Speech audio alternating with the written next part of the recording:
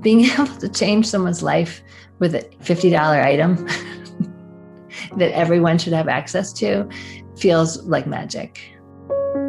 Welcome to See You Now Insights. I'm Rebecca McEnroy. Aging is often framed as a story of decline, but nurse, researcher, and philosopher Sarah Szanton invites us to see it differently as a time of strength, adaptation, and possibility. In this insight, Szanton shares the story of Capable, Community Aging in Place, Advancing Better Living for Elders, a nurse-led program that pairs home visits from a nurse and occupational therapist with simple, low-cost home modifications and reveals how small, smart changes can preserve independence and dignity for older adults.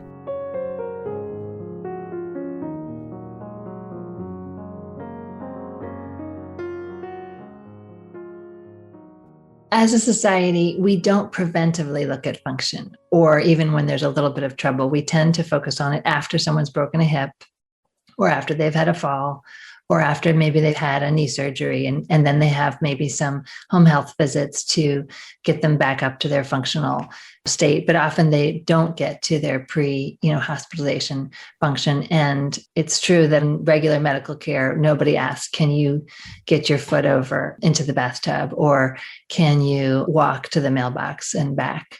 These are the things that anyone cares about, older adults and you and me and anybody else, is can you do what you want to be able to do? And in fact, that's why we care about health. We're trying to prevent heart attacks and diabetes and everything so that people can do what they want to be able to do.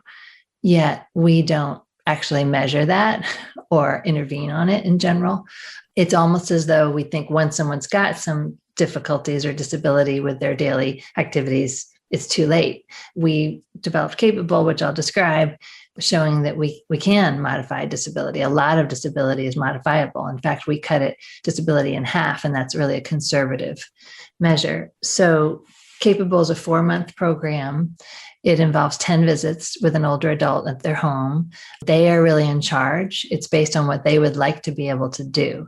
And they receive 6 visits with an occupational therapist and 4 visits with a nurse, and up to about $1,300 of attention to their home based around goals that they come up with the occupational therapist and the nurse.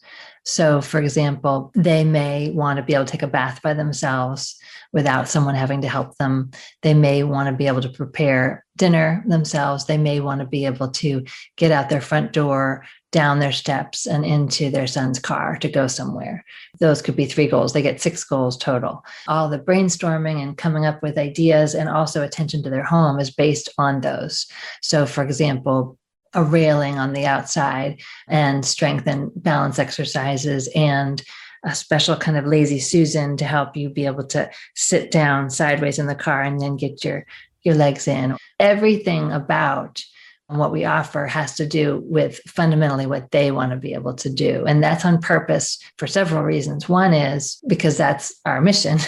Another is that builds what scientists call self-efficacy, meaning if you can achieve small gains and they're noticeable, then that helps you achieve future gains. So it builds resilience and it builds ability to solve future problems. So it was really important to me that we measure what it actually costs and what it actually saves, rather than some kinds of things where you have to understand a formula to get it, or quality adjusted life years, or other things that economists sometimes talk about. I wanted just a congressional staffer with no extra knowledge to understand if it costs more than it saves or if it saves more than it costs. And for insurance companies and others, just to be able to look at it, just adding up and seeing which side is more.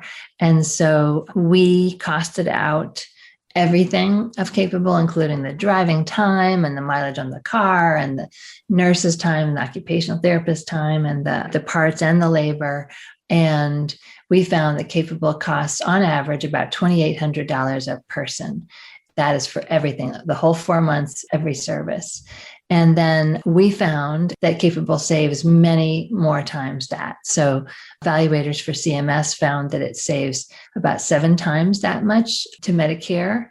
And then we found an additional 3 times the savings to Medicaid. So for people who, if they have Medicare and Medicaid, it's a 10-to-1 savings. And then other people who've evaluated it have also found savings across the country. If you were 90 and you needed a pacemaker, you could get it next week. But if you're 90 and you needed these small environmental changes to your house, you couldn't get them next week unless you knew what they were and you could just get them yourself and somehow had someone train you on them. And that's because we don't value prevention as a society. And also there's no interest group. If you look at a procedure or a new drug or a stent or something, you can just get it through Medicare and then you prescribe it. And there's not as much prescribing of these multifaceted interventions.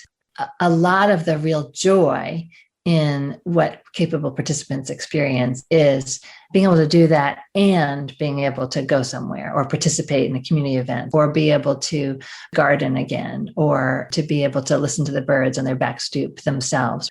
And so those are the things that just feel so exciting. And of course, it's also so meaningful to be able to be part of a program that helps people do their daily activities. And I'm thinking of a woman who, when she got a raised toilet seat that the occupational therapist put in. So a toilet is a very low chair, and it's something that has to be used, multiple times a day. And with knee pain or leg weakness or with poor balance, it can be really hard to use. And falls in the bathroom are often tragic. And so I remember standing at a door waiting for an older adult to come to the door. And I was actually with a visitor. She was someone from the Secretary of Health's office for the whole state of Maryland. And so I was a little nervous standing there. And the older adult comes to the door in tears. And I thought, oh no, what has happened? And she was actually crying tears of joy about this raised toilet seat because she said, I'm not going to have to hold my pee anymore. And I can just go to the bathroom when I want to. And it doesn't hurt so much just to be able to pee. Being able to change someone's life with a $50 item that everyone should have access to feels like magic. That was nurse researcher Sarah Szanton from episode 50, Owning Your Aging. You can find out more about the Capable Project in the show notes for this insight, and listen back to the entire episode when you subscribe to See You Now, wherever you get podcasts.